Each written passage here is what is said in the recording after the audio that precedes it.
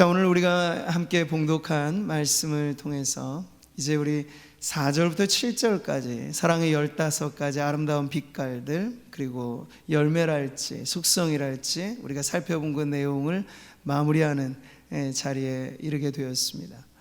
지난 시간 우리는 사랑의 두 날개의 균형을 보았죠. 의의 날개, 진리의 날개. 새가 양 날개로 나르듯이 사랑이 자유롭게 비상하는 길은 바로 이와 같은 균형감을 갖는 것인데, 그 사랑의 날갯짓으로 날아오를 때 오늘 바울은 그 도달하는 절정의 정점에서 이 4가지 사랑의 아름다운 열매들을 우리들에게 보여주고 있습니다. 말하자면 아주 무르익은 열매, 가을날 우리가 기대할 만한 이 무르익은 열매처럼 우리의 인생과 교회 안에 무르익은 그 사랑의 열매를 보여주고 있는 것이에요. 우리 7절을 다시 한번 같이 읽어보겠습니다. 모든 것을 참으며 모든 것을 믿으며 모든 것을 바라며 모든 것을 견디느니라. 아멘. 이 구절들 계속 암송하며 노력하시면서 따라오고 계신 거죠? 마무리하는 대목에서는 한번 자신 있게 암송하실 수 있는 분들은 예배 중에 한번 기회를 드리도록 하겠습니다. 자, 이 무르익은 사랑의 열매의 7절의 말씀에서 우리 한눈에 들어오는 아주 반복되어지는 어구가 있습니다. 성경에서 반복은 강조예요.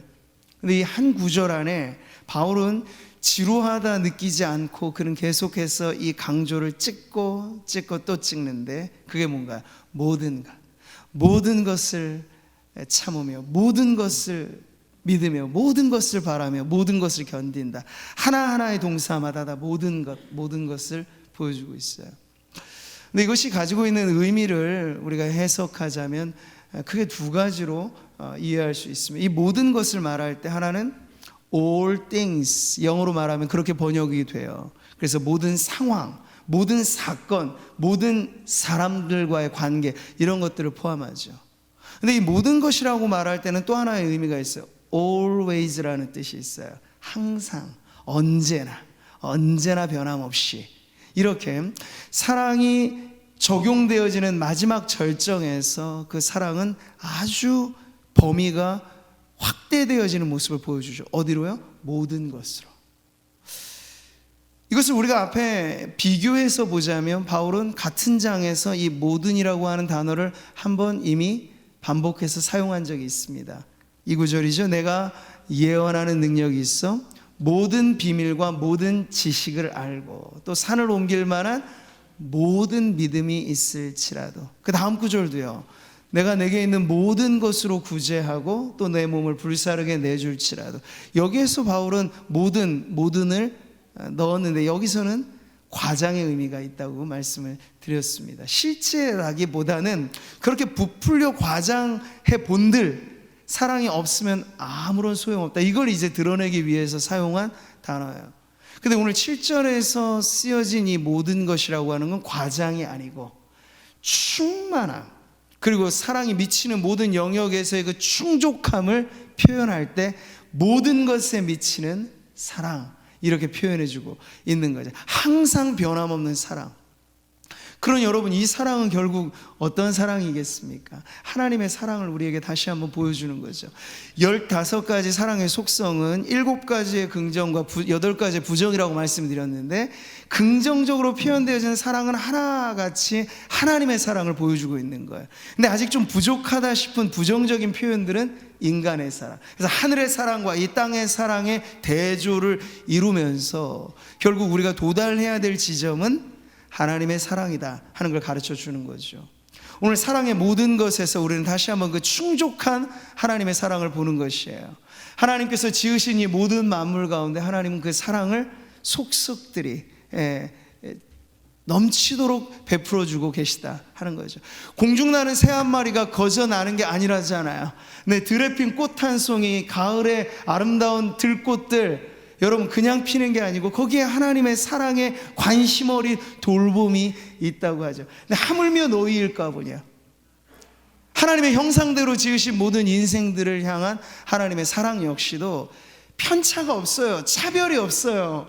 이 자리에 모여있는 수많은 성도들에게 각각의 인생의 나이대가 다르고 삶의 여건이 다르지만 하나 똑같은 게 있어요. 하나님의 사랑은 우리 모든 성도들의 삶의 면면이 스며들어 있고, 살아온 우리의 모든 세월에 고통과 아픔이 있지만 보십시오, 실수한 것 전혀 없네, 실패한 것 하나 없네. 우리의 고백이 정말 믿음의 고백이라면 그 고백 그대로 하나님은 변함없는 사랑으로 지금도 여러분과 함께 하시는 줄 믿습니다. 꽉 찬 하나님의 이 충만함, 예수님께서 이 사랑을 우리들에게 실천하는 부분에 가르침을 주셨을 때 이런 말씀이 나와요. 같이 한번 읽어보죠. 너희가 너희를 사랑하는 자를 사랑하면 무슨 상이 있으리요? 세리도 이같이 아니하느냐? 또 너희가 너희 형제에게만 무난하면 남보다 더하는 것이 무엇이냐? 이방인들도 이같이 아니하느냐? 그러므로 하늘에 계신 너희 아버지의 온전하심과 같이 너희도 온전하라. 사랑의 모든 것, 이 모든 것의 사랑이 종합하는 자리는 하나님의 온전한 사랑을 보여주는 거예요. 우리는 그러나 되게 팔이 안으로 굽는다 하죠. 우리의 관심의 영역은 폭이 넓기보다는 가면 갈수록 좁혀진다는 걸 경험하게 됩니다. 이게 인간의 사랑의 한계예요. 근데 하나님은 편파적이지도 조건적이지도 않고, 우리의 인간의 사랑을 그래서 흔히 말하듯 그렇기 때문에 사랑이라고 말하면 하나님의 사랑은 그럼에도 불구하고의 사랑이에요. 조건과 제약을 뛰어넘는 사랑. 근데 예수님도 이런 사랑을 하라고 말씀하신 거예요. 나에게 잘 대해주는 사람에게만 호감을 표현하고 사랑을 표현하면 그건 누구나 할 수 있는 일 아니냐, 이 말씀을 하시잖아요. 당시 예수님께서 왜 세리들의 친구라고 하는 오명이죠, 일종의 바리새인들이, 그 당시에 종교 전문가들이 붙여줬던 별명이었어요. 저는 세리들의 친구, 죄인들의 친구라. 근데 그럴 것이, 그들은 끼리끼리만 모였습니다. 바리새인들은 바리새인들끼리, 사두개인들은 사두개인들끼리, 종교적인 관심에 따라, 열심에 따라 다 편당이 나누어져 있는 그때 예수님의 범위는 그걸 뛰어넘는 거예요. 어디에도 속할 길 없었던 죄인들, 창기들, 세리들, 자타공인의 죄인들이 예수님께 오면 주님은 마음을 열고, 그래 내게로 오라, 수고하고 무거운 짐진 인생 모두를 다 받아주셨다는 거예요. 주님도 너희도 이와 같이 사랑하라고 말씀하시는 거예요. 우리가 지금 이 사랑의 탐구를 하면서 이게 쉽지는 않잖아요. 사랑을 느낌의 언어로만 가지고 왔던 분들에게는 이게 쉽지 않아요. 그냥 한번 느끼고 말면 될 텐데, 근데 사랑은요, 그런 것이 전부가 아니고 하나님의 완전한 사랑, 우리가 지금 풀어내고 있는 건데, 우리가 도달해야 될 사랑은 느낌의 언어만이 아니라 의지의 고백이에요. 결단하면서 우리가 쫓아가야 될 사랑인데, 그 사랑은 우리의 범위를 훌쩍 뛰어넘게 만든다 하는 거죠. 교회가 이 사랑을 실천한다는 건 뭘까요? 교회도 여러 수많은 성도들이 우리 안에 있지만 어쩔 수 없는 우리의 한계는 끼리끼리의 문화가 좀 만들어지는 경향이 없지 않아 있습니다. 우리의 어쩔 수 없는 제한이기도 하죠. 그런데 노력을 하셔야 돼요. 새가족분들이 이렇게 오시면 모든 성도들이 관심을 갖고, 어디 새가족뿐이겠습니까? 코로나 기간 동안에 장기간 우리 곁에 함께하지 못한 성도들이 우리가 누구인지를 알아요. 함께하였던 그분들, 사정과 여러 가지 문제의 어려움들 때문에 함께 나오지 못하는 분들, 왜 나오지 않는 거야? 라고만 얘기하면 답은 아니에요. 정답일지 몰라도 해답은 아니에요. 해답은요, 풀어주는 문제죠.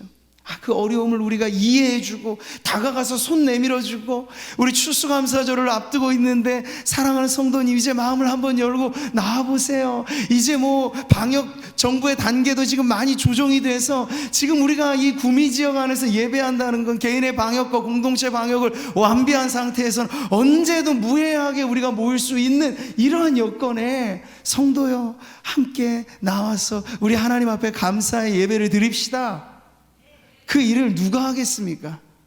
바로 먼저 이 자리에 나와 은혜 받고 감사하고 찬양과 경배의 예배를 드리는 그 기쁨 속에 있는 저와 여러분이, 한 사람이 또 한 성도를 인도해 줄 수만 있다면, 그 사랑의 실천 속에 우리는 나만의 공간이라고 하는 이 범위, 우리는 현대사회가 프라이버시를 지나치게 존중하는 시대이잖아요. 그건 터치하지 말라는 얘기예요. 들어오지 말라는 얘기예요. 나도 당신한테 가지 않겠다는 이야기예요. 그러나 사랑은 그걸 끊어냅니다. 가는 것이고 오는 것이에요.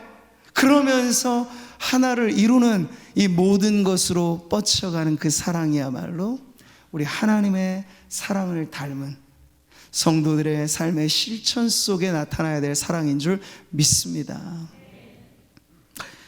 한때 지나는 감정이 아니라 지속 가능한 사랑, 항상의 사랑. 우리 젊은이들이 이 자리에 많이 있는데요, 봄날은 간다라고 하는 영화를 보신 분들이 있을까. 아주 서정적인 드라마이고 애틋한 연인 간의 어떤 그 사랑의 이야기인데, 거기 유명한 명대사 중에 하나, 이영애 씨를 앞에 두고 유지태 씨가 말한 대사가 있습니다. 사랑이 어떻게 변하니? 힘줘서 말한 것도 아니에요. 제가 다시 한번 유튜브로 검색을 해봤는데 고개를 떨구고 우리 그만 헤어지자 말하는 그 여인 앞에서 못내 아쉬워하면서 사랑이 어떻게 변하니? 근데 사랑은 변해요. 인간의 사랑이. 그 이야기를 하고 있는 거예요. 봄날이 가듯 붙들어 매고 싶잖아요. 가을도 이 아름다운, 우리는 여름과 겨울보다 봄과 가을을 선호하니까. 근데 시간은 가요. 봄도 지나고 가을도 지나. 이런 것처럼 연인 간의 그 애틋한 사랑도 인간의 사랑의 한계는 언제나 유효기간이 짧다는 것에 있어서 봄날이 가듯 사랑에 변하는 그 서글픈 이야기를 담고 있는 거죠. 여러분, 근데 하나님의 사랑은 어떻습니까? 유효기간이 없어요. 영원하신 사랑이에요. 항상의 사랑이 영원히 변치 않는 사랑이라고 말씀하고 있죠. 우리 이 구절 같이 한번 읽어보죠. 예수께서 자기가 세상을 떠나 아버지께로 돌아가실 때가 이른 줄 아시고 세상에 있는 자기 사람들을 사랑하시되 끝까지 사랑하시니라.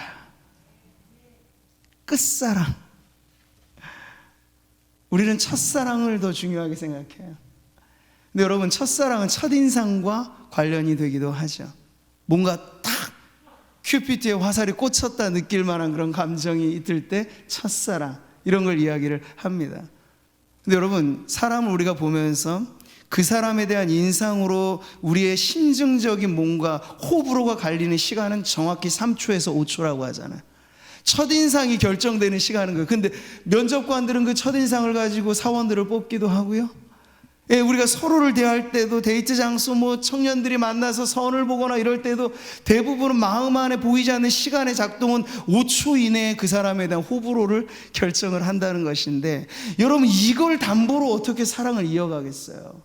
첫인상 가지고 어떻게 서로를 판단하겠어요? 살아온 세월이 이다지도 길고 서로의 삶의 자리들은 이렇게나 틀린데 우리가 서로에게 이해하려고 관심과 귀 기울임을 하지 않고 어떻게 서로를 알아갈 수 있겠습니까? 그러면 사랑은 관심이라고 말하죠. 사랑의 반대말은 무관심이라고도 말을 하는 거예요.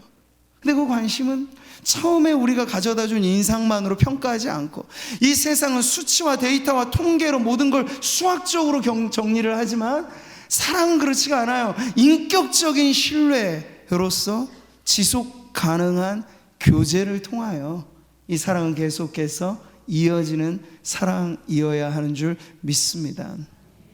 첫인상에 연연하지 마시고 오히려 예수님의 사랑 닮아 첫사랑이 끝사랑 되기까지 항상 이 사랑의 레이스를 달려가는 우리 성도님들 되시기를 축복합니다. 자, 이제 구체적으로 우리가 보게 되는 이 네 가지 사랑의 속성, 모든 것이 점유되어져 있는 이것들 뭡니까? 하나, 참음, 그리고 믿음, 그리고 소망, 그리고 또 견딤이라고 되어 있어요. 자, 이 안에 하나의 구조가 선명하게 보이죠. 뉘앙스의 차이는 있지만 앞과 끝의 내용 거의 비슷해요. 모든 것을 참으며 또 모든 것을 견디며 이렇게 되어 있는데 그 안에 알맹이가 있어요.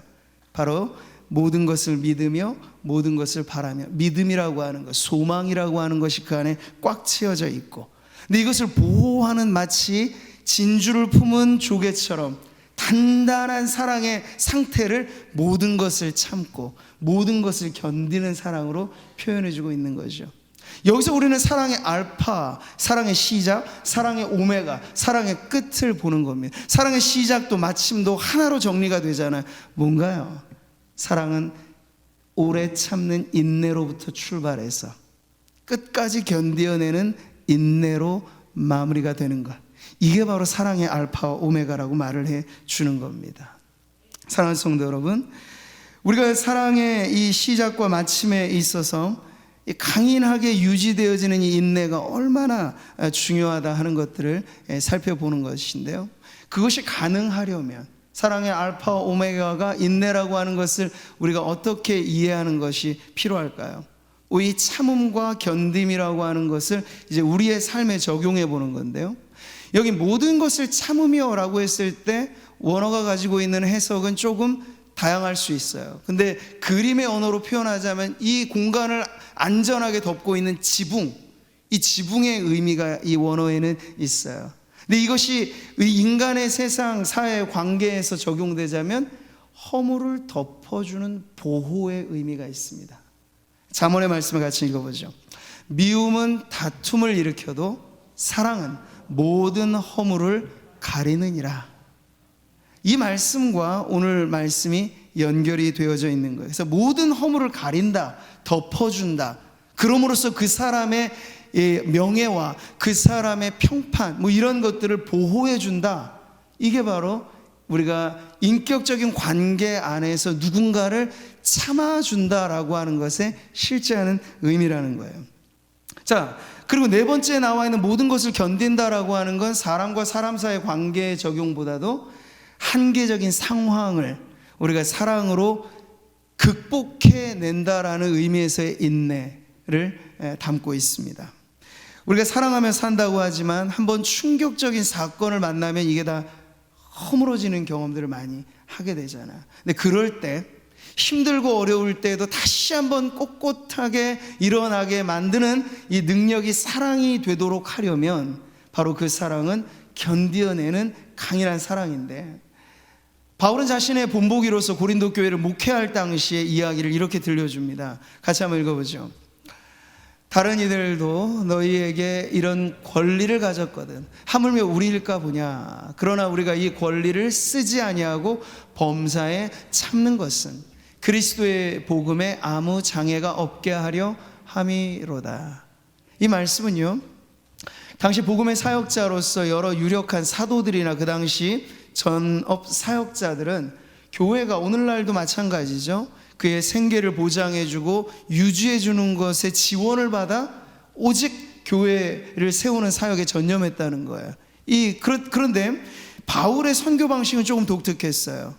교회를 개척하고 복음을 낯선 곳에 이렇게 전할 때 있어서 그 삶의 형편을 다른 이들에게 기대지 않고 자신의 주업 중에 하나가 장막을 짓는 전문 기술이 있었는데 이걸 가지고 일하면서 사역을 했어요. 고린도 교회에서도 마찬가지로 그렇게 일을 하였던 거죠.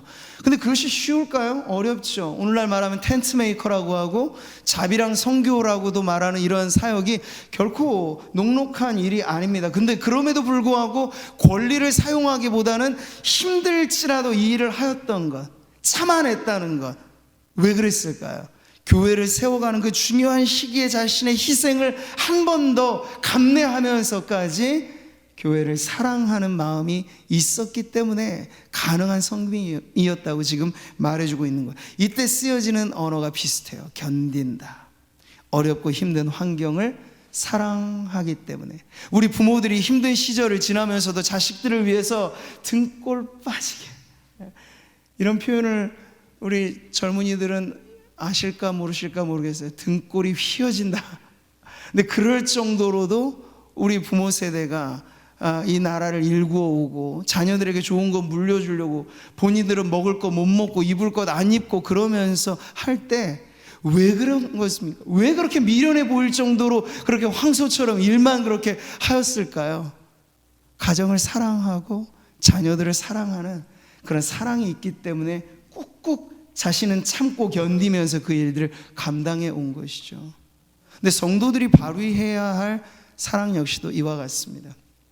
지금 우리는 그러하기에 너무나 어떤 면에서는 딱 맞아떨어지는 임상 실습의 자리에 있잖아요. 코로나가 우리를 붙잡고 경제 침체가 우리를 붙잡고 사방에 우겨쌈을 당할 만한 문제들이 있어요. 근데 여러분, 이것을 어떻게 극복할까를 물을 때 성도들은 사랑의 능력으로 이 어려움을 견뎌내고 이겨낼 수 있다는 걸 여러분 확신하시기 바랍니다. 다른 자원이 아니에요. 다른 어떤 지원이 아니에요. 오늘 우리 안에는 바울이 그랬던 것처럼 견뎌내는 힘, 어려운 환경을 극복하는 능력, 그것을 사랑으로 확보한다면, 아니 이보다 더 어려운 시절이 우리에게 지난날에 있었고 앞으로 잊지 말라는 법이 없겠지만 어떠한 상황 속에서도 견뎌낼 수 있는 사랑의 힘으로 승리하는 성도님들 되시기를 축복합니다.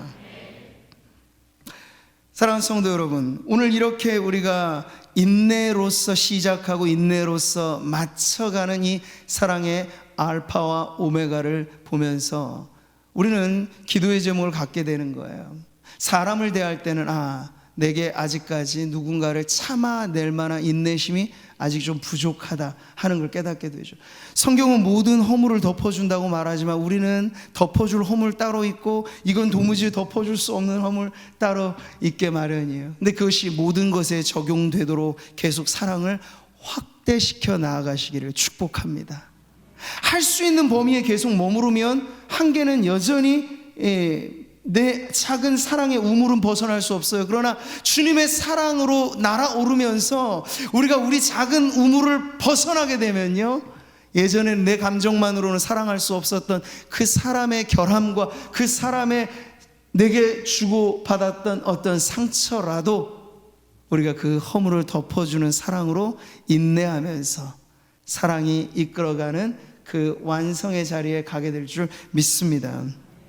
인내해야 될 많은 것들에 대하여, 참아내야 될 많은 어려움의 환경들에 대하여 여러분, 사랑은 인내라고 하는 걸 다시 한번 기억하시고 여러분의 인생의 시작과 마침에도 사랑의 알파와 오메가가 여러분 인생 전체를 붙잡아주는 힘이 되기를 바랍니다.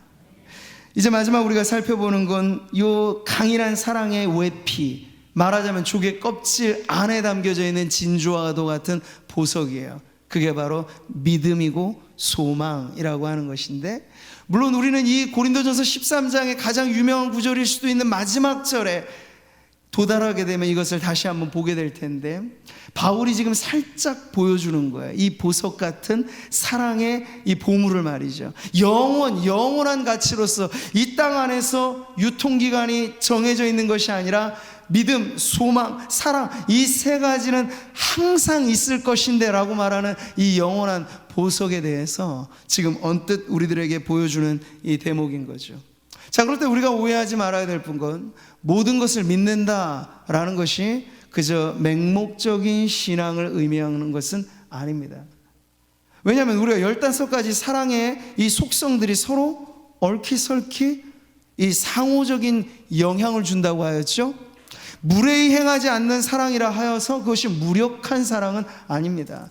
그 사랑은 불의를 기뻐하지 않는 사랑이라고 말을 하잖아요.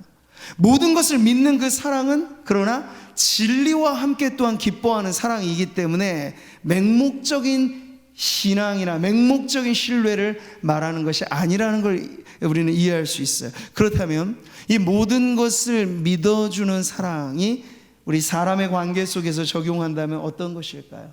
저는 그 단어를 조금 더 부드러운 의미로 바꾼다면 이해가 될 것 같아요. 바로 모든 것을 신뢰해 주는 사랑이라고 말이죠. 여러분, 이 신뢰라는 건 무엇입니까?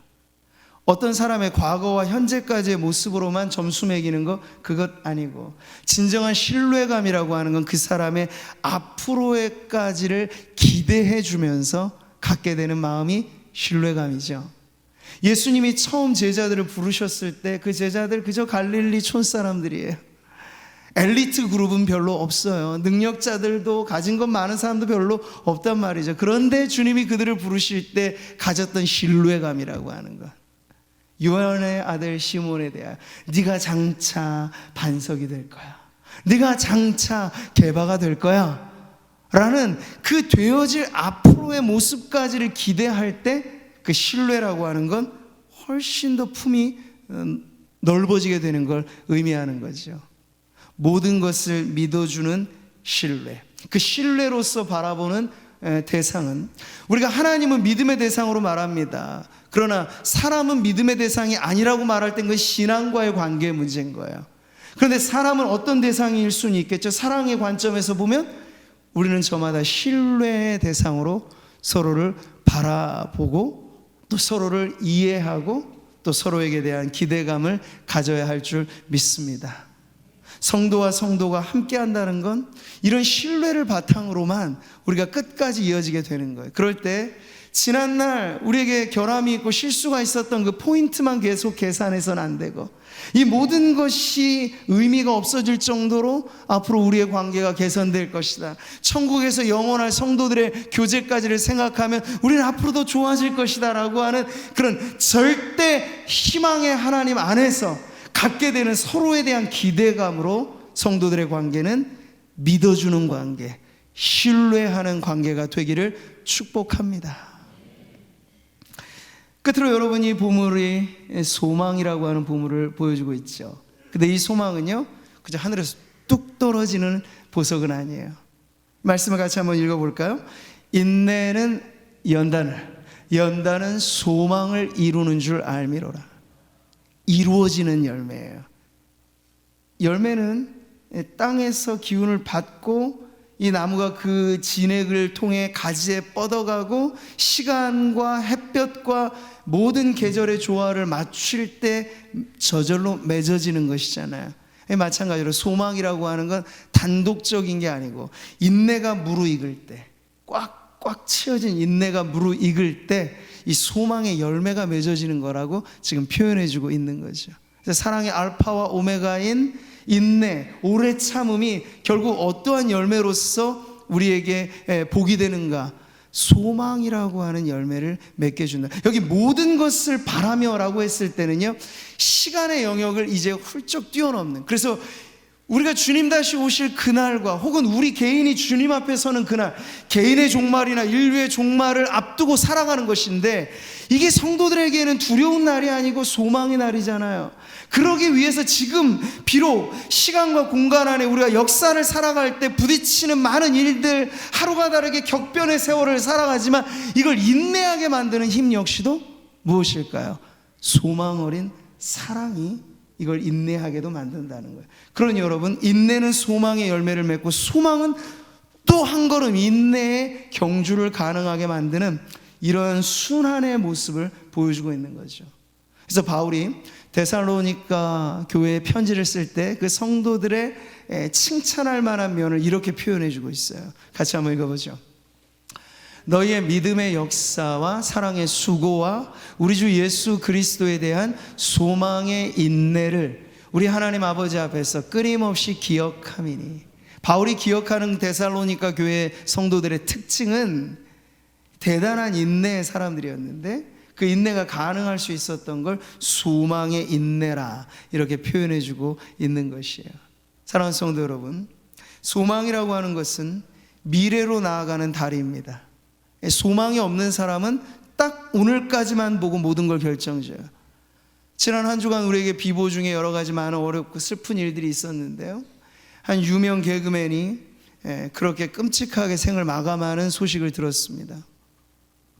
그는 다른 사람들에게 맑은 웃음을 선사해 준 사람이었기 때문에 긍정의 에너지를 가지고 사람들에게 기쁨을 주었던 이이기 때문에 더 충격이 큰 거예요. 아, 그런 사람 안에도 가까이 지냈던 동료들도 알 수 없었던 그 우울감이라는 게 얼마나 심각한 것인가. 마지막 생의 자리에서 선택하지 말아야 할 끔찍한 결정을 한다는 건 절대 절망을 경험할 때 그렇게 되는 건데, 여러분, 성도들은 어떠한 삶을 살아가야 하겠습니까? 비록 시절이 힘들고 상황이 어렵더라도 우리 안에 사랑의, 그리고 소망 어린 이 사랑이 우리를 지탱해 주는 한 소망의 인내는 결코 어떤 순간에도 끊어지지 않을 줄 믿습니다. 이 소망을 가지고 한 걸음 한 걸음 살아갈 때 과거로부터 현재까지가 아니고, 여러분 이 자리에 예배하는 성도님들 중에는 남은 날들이 얼마일지 우리는 다 계산할 수는 없습니다만 그래도 많이 남아있는 분들이 있잖아요. 우리가 어림잡아 계산해 볼 때.